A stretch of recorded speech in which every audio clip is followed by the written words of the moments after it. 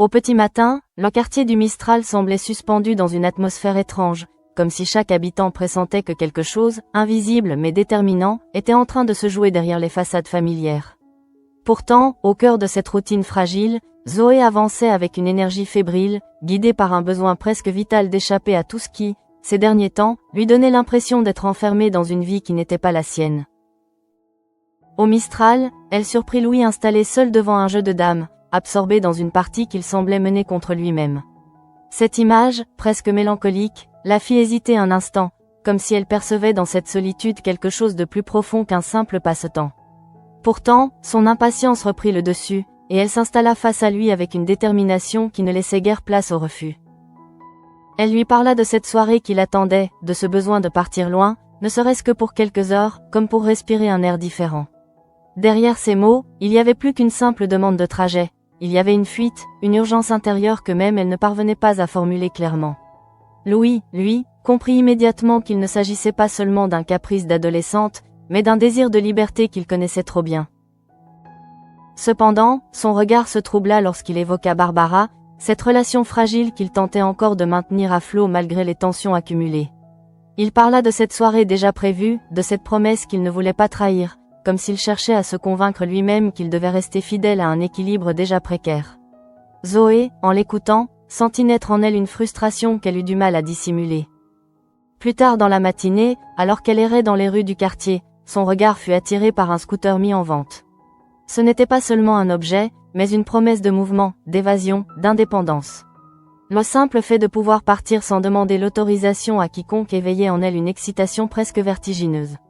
Elle s'approcha, échangea quelques mots avec le propriétaire, et demanda à réserver l'engin, comme si elle avait déjà décidé que ce scooter serait le symbole de sa liberté retrouvée. Mais très vite, la réalité la rattrapa. L'argent lui manquait, et avec lui la possibilité de concrétiser ce rêve immédiat. C'est alors qu'elle retourna vers Louis, avec une idée plus audacieuse encore, lui demander de lui avancer la somme nécessaire. Ce n'était plus seulement une requête, mais une prise de risque, une manière de tester les limites de leur relation et la confiance qu'il pouvait lui accorder. Louis, pris au dépourvu, sentit le poids de cette décision. Il savait que dire oui reviendrait à encourager Zoé dans une quête d'indépendance qu'il ne maîtrisait pas, mais refuser signifiait aussi briser cet élan qui faisait écho à son propre passé. Après une hésitation lourde de sens, il accepta finalement, comme s'il reconnaissait dans ce geste une dette invisible envers celle qu'il avait été autrefois. Pendant ce temps, dans un autre coin du Mistral, une inquiétude d'une nature bien différente prenait racine. Babette observait Patrick préparer son sac avec une excitation presque enfantine. Chaque objet qu'il glissait à l'intérieur semblait renforcer son impatience à partir, à vivre cette expérience de kitesurf qui, pour lui, représentait bien plus qu'un simple loisir. C'était une échappée, une manière de se reconnecter à une part de lui-même qu'il avait peut-être trop longtemps mise de côté. Pour Babette, en revanche, ce départ résonnait comme une menace silencieuse. Elle ne pouvait s'empêcher de repenser aux tensions récentes, aux mots qu'elle aurait peut-être dû retenir, aux gestes qu'elle n'avait pas su faire au bon moment. Une peur sourde s'installait en elle, celle de voir leur relation s'effriter sans même qu'elle s'en rende compte. Au cabinet médical, elle confia ses doutes à Léa, avec une sincérité désarmante. Elle parla de cette impression que quelque chose s'était brisé, de cette distance qu'elle croyait percevoir dans le regard de Patrick. Ces mots étaient hésitants, mais chargés d'une angoisse réelle, comme si elle cherchait désespérément une confirmation que tout n'était pas perdu. Léa, attentive, tenta de la rassurer, mais surtout de lui proposer une solution concrète. Elle évoqua l'idée d'une soirée, d'un moment hors du temps où ils pourraient se retrouver, renouer avec cette complicité qui avait fait leur force. Cette suggestion, simple en apparence, alluma une lueur d'espoir dans le regard de Babette. En rentrant chez elle, Babette décida de ne pas laisser passer cette chance. Elle se prépara avec soin, choisissant un maillot de bain et préparant des cocktails, comme pour recréer une atmosphère légère et séduisante. Lorsqu'elle apparut devant Patrick, elle voulut croire que tout pouvait redevenir comme avant, que quelques gestes suffiraient à effacer les doutes accumulés. Mais la réalité, encore une fois, vint troubler cette tentative. Dans un moment à la fois inattendu et presque comique, Patrick se blessa légèrement au dos, transformant cette soirée pleine de promesses en une situation absurde. Pourtant, au lieu de céder à la frustration, ils choisirent d'en rire, comme si ce petit incident leur rappelait que leur lien ne reposait pas seulement sur la perfection, mais sur leur capacité à traverser ensemble les imprévus. Pendant ce temps, à l'hôpital, une tension bien plus sombre s'installait autour d'Ophélie. Allongée dans son lit, elle semblait prisonnière de ses propres pensées, incapable de distinguer le réel de ce que son esprit lui imposait. L'agression qu'elle avait subie la veille avait laissé en elle une empreinte profonde, une peur viscérale qui ne cessait de grandir. Chaque bruit, chaque mouvement dans la pièce lui donnait l'impression qu'Hugo était là, prêt à surgir à nouveau pour lui faire du mal. Cette présence fantomatique, bien que invisible, était pour elle plus réelle que tout le reste. Son regard, constamment en alerte, trahissait une panique qu'elle ne parvenait plus à contenir. Vanessa, en venant lui rendre visite, tenta de lui apporter des informations, mais ses paroles ne firent qu'accentuer l'angoisse d'Ophélie. Apprendre qu'Hugo avait tenté de la tuer avant de prendre la fuite ne fit que confirmer ses pires craintes. Pour elle, cela signifiait qu'il était toujours là, quelque part, prêt à revenir. Dans cet état de fragilité extrême, une autre pensée commença à émerger, plus insidieuse encore. Une pensée liée à ce qu'elle savait, à ce qu'elle avait fait, et qu'elle n'avait jamais osé formuler à voix haute. Une vérité qui, lentement, remontait à la surface, menaçant de tout faire basculer. Et tandis que le jour avançait, cette tension invisible continuait de croître, reliant entre eux des destins qui, sans le savoir encore, s'apprêtaient à entrer en collision. Dans le même temps, au commissariat, l'atmosphère se chargeait d'une tension bien différente, plus froide, plus méthodique, mais tout aussi inquiétante. Charlotte venait de déposer sur la table plusieurs éléments recueillis dans la chambre d'Ophélie, et chacun d'eux semblait confirmer une hypothèse que les enquêteurs redoutaient sans oser encore la formuler clairement. Les traces de chaussures, précises, presque arrogantes dans leur évidence, et ce cheveu retrouvé sur les lieux ne laissaient que peu de place au doute. Tout pointait vers Hugo Basque. Cette confirmation, loin d'apaiser les esprits, ouvrait au contraire une série de nouvelles questions, chacune plus troublante que la précédente. Car si Hugo était bien revenu, alors cela signifiait qu'il avait préparé son retour avec une détermination inquiétante. Ariane, debout près du tableau d'enquête, observait les indices avec une attention presque instinctive. Son regard ne s'arrêtait pas seulement aux preuves visibles, mais cherchait déjà à comprendre les intentions, les motivations, tout ce qui échappait encore à la logique brute des faits. Idriss, à ses côtés, partageait cette même impression que quelque chose ne collait pas, comme si une pièce essentielle du puzzle manquait encore. Très vite, une hypothèse commença à prendre forme, presque malgré eux. Et si Hugo n'était pas revenu seul? Et si quelqu'un, au sein même de l'entourage d'Ophélie, avait facilité son retour? Le nom de Chris s'imposa alors, non pas comme une accusation directe, mais comme une possibilité qu'ils ne pouvaient ignorer. Cette idée, lourde de conséquences, les poussa à agir rapidement. Ils décidèrent d'interroger Chris, non pas avec brutalité, mais avec cette pression subtile qui permet parfois d'obtenir plus qu'une confrontation directe. Lorsqu'il arriva au commissariat, son attitude semblait sincère, presque désorientée par ce qu'il apprenait. L'annonce du retour d'Hugo provoqua chez lui une réaction immédiate, un mélange de surprise et d'inquiétude qui paraissait difficile à feindre. Pourtant, Ariane ne se laissa pas attendrir. Elle savait que la vérité se cachait souvent derrière les apparences les plus convaincantes. Elle lui posa des questions précises, cherchant à déceler la moindre incohérence, la plus petite hésitation. Chris, pour se défendre, alla jusqu'à leur donner accès à ses réseaux sociaux, comme pour prouver qu'il n'avait rien à cacher. Ce geste, en apparence transparent, laissa les enquêteurs perplexes. Était-ce la preuve de son innocence, ou au contraire une stratégie pour détourner leur attention? Rien, à ce stade, ne permettait de trancher. Pendant ce temps, à l'hôpital, la situation d'Ophélie se détériorait sur un plan plus intérieur, plus difficile à saisir, mais tout aussi alarmant. Isaac, chargé de veiller sur elle, observait avec inquiétude les signes d'une détresse psychologique profonde. Ce n'était pas seulement la peur d'une nouvelle agression, mais quelque chose de plus enfoui, de plus ancien, qui semblait refaire surface. Ophélie avait du mal à rester ancrée dans le présent. Son regard se perdait régulièrement dans des points invisibles, comme si son esprit se déconnectait de la réalité pour replonger dans un souvenir qu'elle ne contrôlait plus. Chaque fois qu'une porte s'ouvrait, chaque fois qu'un bruit résonnait dans le couloir, son corps se raidissait, prêt à fuir une menace que personne d'autre ne percevait. À plusieurs reprises, elle crut voir Hugo. Pas seulement comme un souvenir, mais comme une présence réelle, presque tangible. Ces hallucinations, si elles en étaient, renforçaient son sentiment d'insécurité au point de la rendre incapable de distinguer ce qui relevait du danger réel et ce qui n'était qu'une projection de son propre esprit. Isaac tenta de la rassurer, de lui rappeler qu'elle était en sécurité, que personne ne pouvait l'atteindre ici. Mais ses paroles semblaient glisser sur elle sans parvenir à s'ancrer. Car au fond, ce qui terrorisait Ophélie n'était pas seulement la possibilité qu'Hugo revienne, mais la certitude qu'elle-même détenait une vérité qu'elle n'avait jamais révélée. Peu à peu, Cette vérité commença à affleurer dans ses paroles, d'abord de manière fragmentée, presque incohérente. Elle évoqua l'idée qu'elle aurait dû vérifier quelque chose, qu'elle avait peut-être commis une erreur irréversible. Ces phrases, prononcées dans un souffle, semblaient autant s'adresser à elle-même qu'à ceux qui l'écoutaient. Dans cet état de confusion, une phrase se détacha plus nettement que les autres, comme un aveu involontaire, elle aurait dû s'assurer qu'il n'avait pas survécu. Ces mots, lourds de sens, révélèrent une culpabilité qui ne pouvait plus être ignorée. Ce n'était plus seulement la victime d'une agression, mais une personne liée à un acte bien plus grave. Pendant ce temps, chez les Kepler, une autre forme d'analyse prenait place, plus froide, plus rationnelle. Ulysse, en discutant avec sa mère, tentait de comprendre les événements sous un angle juridique. Pour lui, chaque détail comptait, chaque geste pouvait avoir des conséquences lourdes. Il évoqua la tentative d'asphyxie avec un sac plastique, non pas comme un simple acte de violence, mais comme un élément pouvant qualifier une intention criminelle précise. Sa réflexion, rigoureuse, introduisait une dimension nouvelle dans cette affaire, celle de la préméditation.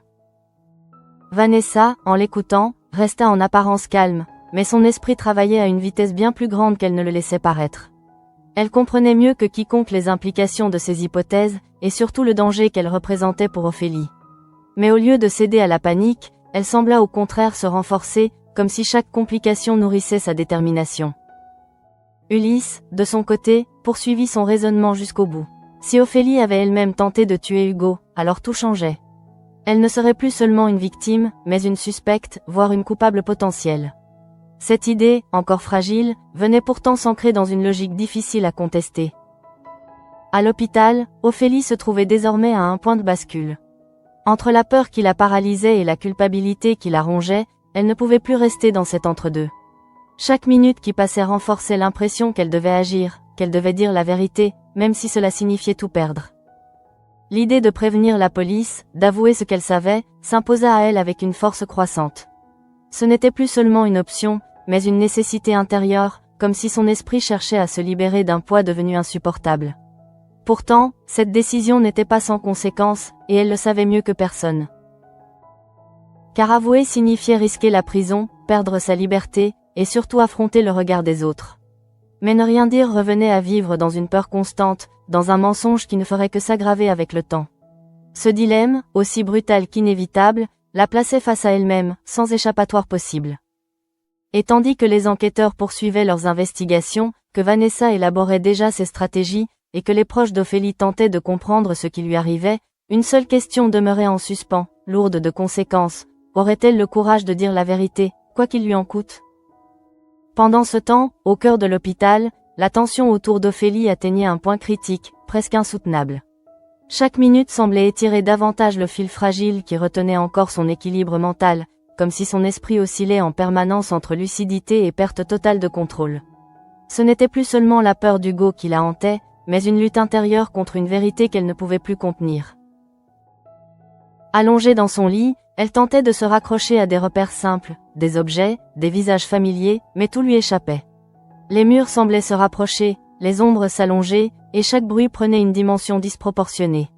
Dans cet univers déformé, Hugo n'était plus seulement un souvenir ou une menace extérieure, il devenait une présence constante, un spectre qui s'insinuait dans chacun de ses gestes, dans chacune de ses pensées.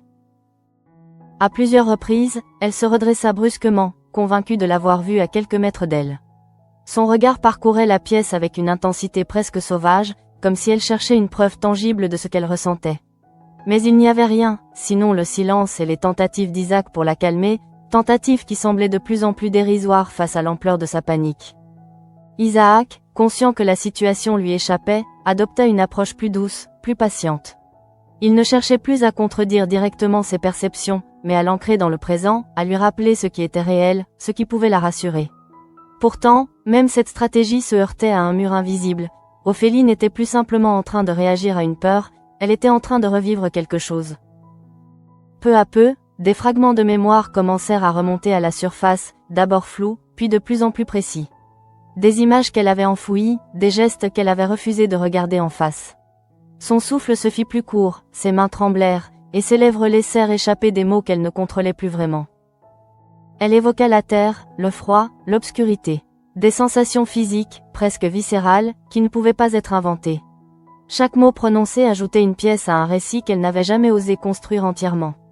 Et plus elle avançait, plus il devenait évident qu'elle portait en elle une responsabilité qu'elle n'avait jamais assumée.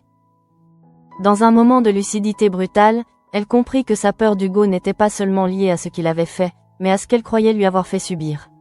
Cette inversion des rôles, aussi troublante que terrifiante, la plongea dans un état de confusion encore plus profond. Était-elle la victime, ou l'agresseur? Était-elle en danger, ou était-elle celle qui avait provoqué ce danger?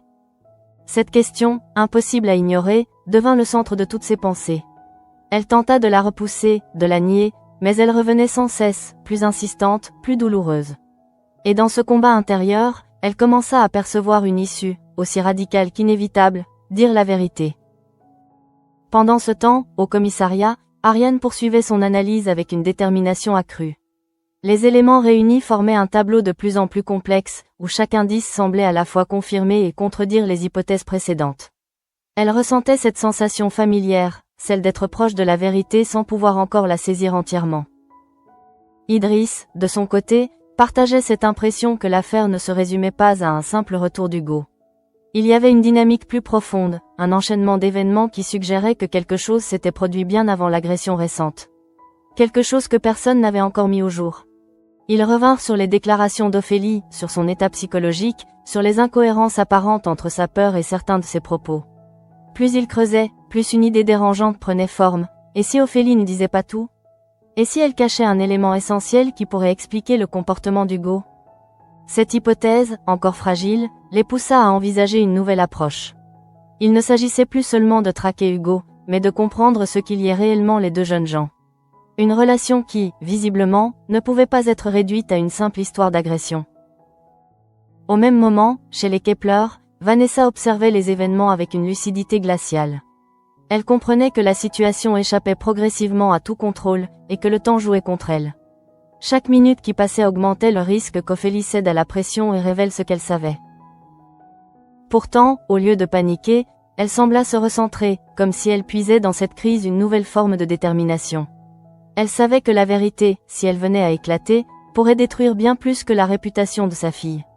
Elle pouvait entraîner des conséquences judiciaires irréversibles, et cela, elle ne pouvait pas l'accepter. Ulysse, en poursuivant ses réflexions, mit des mots précis sur ce que Vanessa pressentait déjà. Il parla de préméditation, de qualification pénale, de la manière dont un acte pouvait être interprété par la justice. Son discours, rigoureux, presque clinique, contrastait avec l'émotion qui traversait la situation. Il expliqua que si Ophélie avait réellement tenté de tuer Hugo, même dans un contexte de peur ou de panique, cela pourrait être considéré comme une tentative d'homicide volontaire. Cette perspective, lourde de conséquences, transforma la situation en une véritable menace judiciaire. Vanessa, en l'écoutant, comprit que le temps des hésitations était révolu. Elle devait agir, et vite. Non pas pour nier la réalité, mais pour la contrôler, pour en orienter l'interprétation. Car dans ce genre de situation, ce n'était pas seulement les faits qui comptaient, mais la manière dont ils étaient racontés. À l'hôpital, Ophélie se trouvait désormais face à un choix qu'elle ne pouvait plus repousser. Son regard, autrefois fuyant, semblait s'être fixé sur une décision. Elle demanda qu'on appelle la police, non pas dans un mouvement de panique, mais avec une forme de résolution qui surprit même ceux qui l'entouraient. Ce geste, en apparence simple, marquait un tournant décisif, car il signifiait qu'elle acceptait de confronter la réalité, quelle qu'elle soit. Mais il signifiait aussi qu'elle s'exposait à des conséquences qu'elle ne maîtrisait pas. Dans ce moment suspendu, où tout semblait sur le point de basculer, une tension invisible reliait désormais tous les protagonistes. Ariane, prête à entendre un aveu qui pourrait tout changer. Vanessa, déterminée à protéger coûte que coûte. Ulysse, conscient des enjeux juridiques. Et Ophélie, au centre de tout, prête à franchir une ligne dont elle ne pourrait plus jamais revenir. Et alors que la décision d'Ophélie prenait forme, une seule certitude s'imposait peu à peu. Rien, après cet instant, ne serait plus jamais comme avant. À ce moment-là, au commissariat, une agitation inhabituelle commença à se faire sentir, comme si chacun pressentait qu'un élément déterminant allait enfin émerger. Ariane, concentrée, recevait les dernières informations tout en gardant un œil sur son téléphone, dans l'attente d'un appel qui, elle en était convaincue, ne tarderait plus à arriver. L'intuition, cette fois, ne la trompait pas. Lorsque l'appel de l'hôpital retentit, le silence s'imposa instantanément dans la pièce. La voix à l'autre bout du fil, posée mais tendue, annonça qu'Ophélie souhaitait parler à la police. Cette simple phrase eut l'effet d'un choc, non pas par surprise, mais parce qu'elle confirmait une évolution que tous redoutaient sans pouvoir la prévoir précisément. Ariane échangea un regard avec Idriss, et sans un mot, ils comprirent que le moment était venu de franchir une nouvelle étape. Ce n'était plus une simple enquête, mais une confrontation directe avec une vérité que personne ne maîtrisait encore totalement. Ils quittèrent le commissariat avec une détermination silencieuse, conscients que chaque mot prononcé par Ophélie pourrait redéfinir l'ensemble de l'affaire. Pendant ce temps, à l'hôpital, l'atmosphère autour d'Ophélie s'était transformée. Elle n'était plus dans cet état de panique désordonné qui l'avait submergée plus tôt, mais dans une forme de calme étrange, presque inquiétant. Ce calme n'était pas celui de l'apaisement, mais celui d'une décision prise, irrévocable, comme si elle avait déjà accepté les conséquences de ce qu'elle s'apprêtait à dire. Isaac, présent à ses côtés, percevait ce changement avec une certaine appréhension. Il comprenait que ce moment pouvait être décisif, mais aussi destructeur. Il tenta une dernière fois de la rassurer, de lui rappeler qu'elle n'était pas seule, mais ces mots semblaient désormais secondaires face à la détermination qui s'était installée en elle. Lorsqu'Ariane et Idriss arrivèrent, Ophélie leva les yeux vers eux avec une intensité nouvelle. Il n'y avait plus de fuite dans son regard, plus de tentative de dissimulation. Ce qu'il voyait, c'était une jeune femme prête à affronter ce qu'elle avait longtemps cherché à éviter. Mais derrière cette détermination, une fragilité persistait, comme une fissure prête à s'ouvrir à tout moment. Ariane s'approcha lentement, adoptant cette posture qui lui permettait d'instaurer un climat de confiance sans pour autant perdre le contrôle de la situation. Elle ne posa pas immédiatement de questions. Elle laissa à Ophélie le temps de trouver ses mots, consciente que chaque seconde de silence pouvait être plus révélatrice que n'importe quelle interrogation précipitée. Finalement, Ophélie commença à parler. Sa voix, d'abord hésitante, gagna peu à peu en clarté, comme si chaque mot prononcé lui permettait de reconstruire un récit qu'elle avait longtemps fragmenté. Elle évoqua Hugo, leur relation, les tensions, la peur qui s'était installée progressivement entre eux. Mais très vite, son discours glissa vers quelque chose de plus sombre. Elle parla de cette nuit, de ce moment où tout avait basculé. Les détails restaient flous, mais l'essentiel apparaissait déjà. Une confrontation, une lutte, une panique incontrôlable. Dans cet instant de chaos, elle avait cru agir pour se défendre, pour survivre. Mais en racontant les faits, elle semblait elle-même douter de cette version, comme si la frontière entre défense et agression s'était brouillée avec le temps. Idriss, attentif, notait chaque élément, chaque nuance dans ses propos. Il savait que la manière dont elle formulait les choses pouvait avoir un impact déterminant sur la suite de l'enquête. Ariane, quant à elle, se concentrait sur l'émotion, sur ce que les mots ne disaient pas explicitement mais laissaient transparaître. Puis vint le moment où Ophélie évoqua la terre, encore une fois. Mais cette fois, il ne s'agissait plus d'une sensation vague ou d'un souvenir fragmenté. Elle décrivit un acte, un geste précis, celui d'avoir enterré Hugo. Cette révélation, même partielle, fit basculer la pièce dans un silence pesant. Car si ce qu'elle disait était vrai, alors toute l'affaire prenait une dimension radicalement différente. Hugo n'était plus seulement un agresseur revenu se venger, mais un homme qui avait survécu à une tentative d'homicide. Et Ophélie, dans ce scénario, devenait une actrice centrale, non plus une simple victime. Ariane ne la coupa pas. Elle la laissa aller jusqu'au bout de ce qu'elle était capable de dire, consciente que toute interruption pourrait briser cet élan fragile. Mais à mesure que le récit avançait, une question fondamentale s'imposait. Jusqu'où Ophélie était-elle prête à aller dans cet aveu? Pendant ce temps, chez les Kepler, Vanessa sentait que quelque chose venait de se produire. Sans même avoir reçu d'informations précises, elle percevait ce changement dans l'air, cette bascule invisible qui annonce que les événements échappent désormais à toute tentative de contrôle. Elle tenta de joindre l'hôpital, mais sans obtenir de réponse immédiate. Cette attente, inhabituelle pour elle, alimenta une tension qu'elle avait du mal à contenir. Pour la première fois, une fissure apparut dans son assurance. Non pas une peur ouverte, mais une inquiétude sourde, difficile à ignorer. Ulysse, de son côté, continuait à analyser la situation avec rigueur. Il évoqua la possibilité d'une garde à vue, d'une mise en examen, des procédures qui pourraient s'enchaîner si les faits étaient confirmés. Ces paroles, techniques, traduisaient une réalité que Vanessa connaissait déjà, mais qu'elle refusait encore d'accepter pleinement. À l'hôpital, Ophélie marqua une pause. Son souffle était plus rapide, son regard vacillait à nouveau. Le poids de ce qu'elle venait de dire commençait à se faire sentir. Ce n'était plus une simple confession intérieure, mais une déclaration officielle, enregistrée, qui allait avoir des conséquences concrètes. Ariane comprit que le moment était critique. Elle savait qu'Ophélie pouvait encore se refermer, revenir en arrière, ou au contraire s'effondrer complètement. Elle choisit alors ses mots avec une précision extrême, cherchant à la maintenir dans cet équilibre fragile entre vérité et stabilité. Et dans cet instant suspendu, où chaque mot pouvait tout faire basculer, une certitude s'imposa peu à peu. L'aveu d'Ophélie n'était pas seulement le début d'une vérité, mais l'ouverture d'un engrenage dont personne ne pouvait encore mesurer l'ampleur. Dans le même temps, après cet aveu encore partiel mais déjà lourd de conséquences, l'équilibre fragile qui maintenait la situation en suspens commença à se fissurer de manière irréversible. Ariane, en quittant la chambre d'Ophélie avec Idriss, savait que ce qu'elle venait d'entendre ne pouvait plus rester sans suite. Il ne s'agissait plus d'hypothèses ou de suppositions, mais d'un récit qui, même incomplet, redéfinissait entièrement la lecture des événements.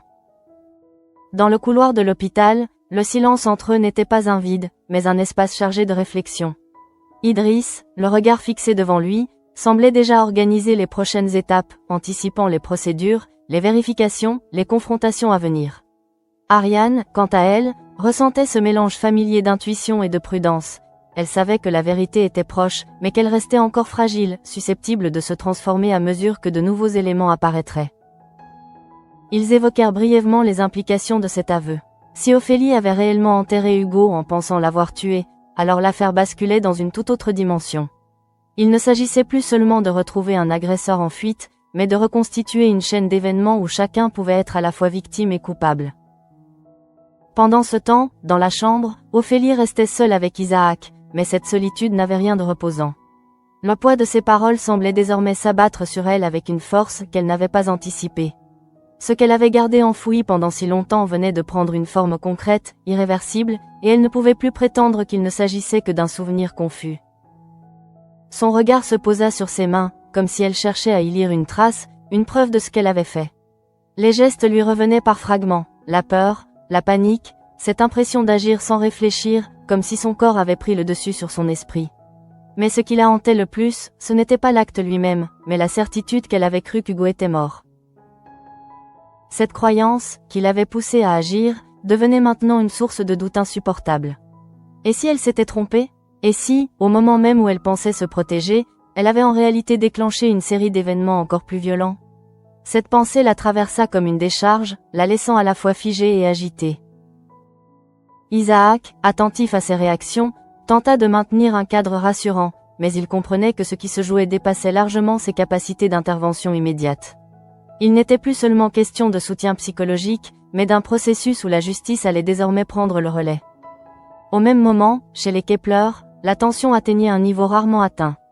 Vanessa, incapable de rester dans l'attente, multipliait les tentatives pour obtenir des informations. Chaque appel sans réponse, chaque silence, renforçait son sentiment de perte de contrôle, une sensation qu'elle détestait plus que tout. Lorsqu'elle finit par obtenir une indication indirecte sur la situation, ce qu'elle comprit fut suffisant pour confirmer ses craintes. Ophélie avait parlé. Même si elle ne connaissait pas encore le contenu exact de cet aveu, elle savait que le simple fait qu'il existe représentait une menace majeure. Son visage, habituellement maîtrisé, se durcit imperceptiblement. Ce n'était pas la panique qui dominait, mais une forme de colère froide, dirigée autant contre les circonstances que contre ceux qu'elle considérait responsables de cette dérive. Dans son esprit, une seule idée s'imposait, il fallait reprendre le contrôle, coûte que coûte. Ulysse, observant sa mère, comprit immédiatement que quelque chose avait changé. Il tenta d'obtenir des informations, mais Vanessa resta volontairement évasive. Elle savait que chaque mot pouvait être interprété, utilisé, et elle refusait de donner le moindre avantage à une situation déjà trop incertaine.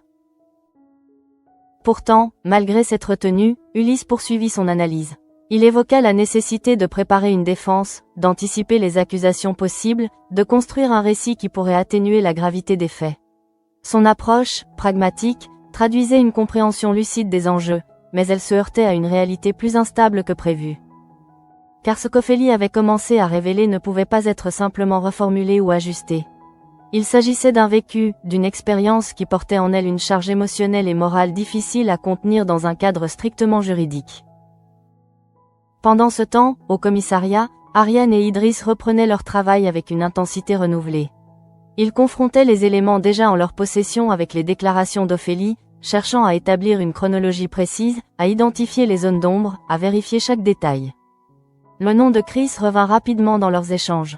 Même si rien ne prouvait encore son implication, la question de son rôle restait ouverte. Avait-il su? Avait-il aidé? Directement ou indirectement? Ou était-il lui aussi pris dans un enchaînement qu'il ne maîtrisait pas? Ces interrogations, loin d'apporter des réponses, élargissaient encore le champ de l'enquête. Et plus ils avançaient, plus il devenait évident que cette affaire dépassait largement le cadre d'un simple affrontement entre Ophélie et Hugo. À l'hôpital, Ophélie sentait que le moment de répit touchait à sa fin. Elle savait que les policiers reviendraient, qu'ils lui poseraient des questions plus précises, qu'ils exigeraient des réponses complètes. Cette perspective, loin de la rassurer, ravivait une angoisse qu'elle croyait avoir dépassée. Mais en même temps, une autre sensation commençait à émerger, plus inattendue. Une forme de soulagement, fragile mais réel, liée au fait d'avoir enfin commencé à dire la vérité. Ce sentiment, encore timide, lui donnait l'impression de reprendre un peu de contrôle sur une situation qui lui échappait depuis trop longtemps. Et dans cet équilibre instable entre peur et apaisement, entre culpabilité et besoin de justice, Ophélie comprit que le plus difficile restait à venir. Car avouer n'était qu'un début. Ce qui suivrait serait une confrontation avec les conséquences, avec les autres, et surtout avec elle-même. Dans cette tension grandissante, chaque personnage avançait désormais vers un point de rupture, sans savoir exactement ce qu'il allait y trouver. Mais une chose était certaine, la vérité, une fois libérée, ne pourrait plus jamais être enfermée à nouveau. À cet instant précis, tout semblait converger vers un point de non-retour, comme si chaque décision prise jusque-là trouvait enfin son écho dans une réalité impossible à éviter. Au commissariat, Ariane relisait une dernière fois ses notes, attentive à chaque détail, chaque nuance dans les propos d'Ophélie, consciente que la moindre interprétation erronée pourrait fausser l'ensemble de l'enquête. Idriss, à ses côtés, préparait déjà les prochaines étapes avec une précision méthodique. Il ne s'agissait plus seulement de comprendre, mais d'agir, de transformer ces fragments de vérité en éléments exploitables. La machine judiciaire, une fois lancée, ne pourrait plus s'arrêter, et ils en mesuraient parfaitement les implications. Dans ce contexte, la question de la responsabilité d'Ophélie devenait centrale. Était-elle une victime ayant dépassé les limites dans un moment de panique, ou une personne ayant commis un acte irréversible en toute conscience?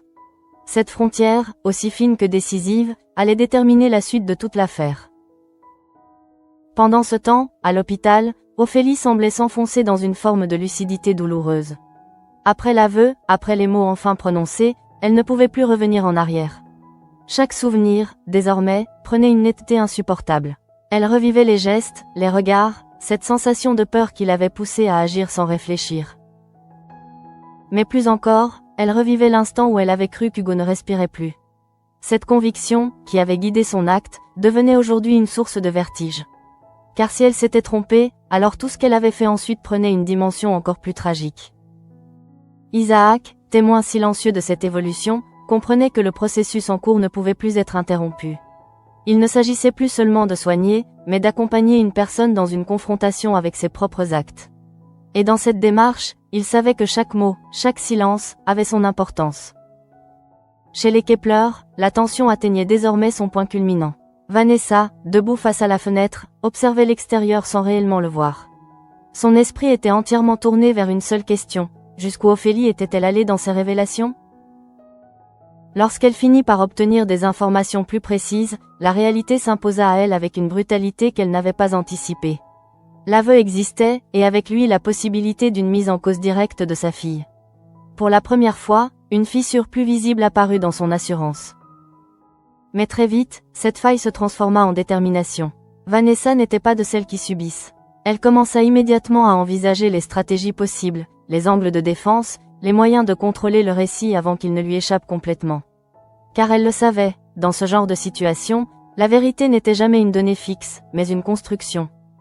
Ulysse, en observant cette réaction, comprit que le moment était venu de passer à l'action. Il parla de la nécessité d'anticiper une éventuelle mise en examen, de préparer une défense solide, de définir une ligne claire. Son discours, précis, presque froid, traduisait une volonté de structurer le chaos. Mais même lui ne pouvait ignorer l'incertitude qui planait sur l'ensemble de la situation. Car ce que disait Ophélie, ce qu'elle ressentait, ce qu'elle croyait avoir fait, ne correspondait pas forcément à une réalité simple et linéaire. Et dans cette complexité, chaque interprétation pouvait changer le cours des choses. Au commissariat, Ariane reçut enfin la confirmation officielle des propos d'Ophélie. Ce qu'elle redoutait se précisait désormais, une tentative d'homicide potentiel, suivi d'un acte visant à dissimuler le corps. Cette perspective, aussi lourde soit-elle, ne pouvait plus être écartée. Pourtant, elle refusa de céder à une conclusion trop rapide. Son expérience lui avait appris que la vérité, dans ce type d'affaires, était rarement aussi évidente qu'elle en avait l'air. Elle décida de poursuivre l'enquête avec la même rigueur, en laissant la place au doute, à la nuance. Idriss, partageant cette approche, proposa de confronter les différents témoignages, de vérifier chaque élément matériel, de reconstruire les faits avec précision. Car au-delà des déclarations, il fallait des preuves, des certitudes, quelque chose qui permette de dépasser les impressions. À l'hôpital, Ophélie sentit que le moment approchait où elle devrait aller plus loin, dire tout ce qu'elle savait, sans omission, sans détour. Cette perspective l'effrayait, mais elle savait aussi qu'elle ne pouvait plus se contenter de demi-vérités. Dans un moment de solitude, elle ferma les yeux, tentant de rassembler ses forces. Elle pensa à ce qu'elle risquait de perdre, mais aussi à ce qu'elle pouvait peut-être retrouver. Une forme de paix, une libération, même au prix de lourdes conséquences. Lorsqu'elle les rouvrit, son regard avait changé. Il n'y avait plus cette hésitation constante, mais une détermination fragile, prête à vaciller, mais bien réelle. Elle savait que ce qui allait suivre serait difficile, mais elle était prête à l'affronter. Et tandis que les différents protagonistes se préparaient chacun à leur manière à la suite des événements, une vérité s'imposait peu à peu. Cette affaire ne concernait plus seulement un acte isolé, mais révélait un enchevêtrement de peurs, de choix et de conséquences qui allaient marquer durablement chacun d'eux. Dans ce climat tendu, où chaque décision pouvait tout faire basculer, le destin d'Ophélie se trouvait désormais entre ses propres mains et celles de la justice.